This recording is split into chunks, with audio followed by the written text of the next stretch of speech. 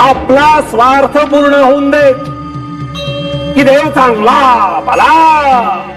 अरे देवाचा सुद्धा माणसासारखा सौदा करतात हे.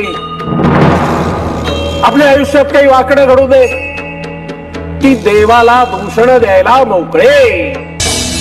मग देव पाषाण हृदयी.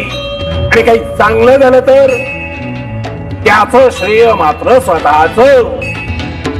हा दुहेरीपणा योग्य नव्हे.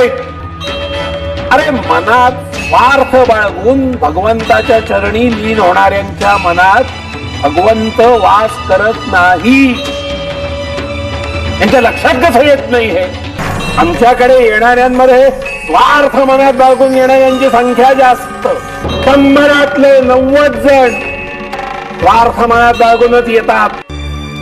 स्वतःच्या आधी दुसऱ्याचा विचार करणं हा तुझा स्वभाव.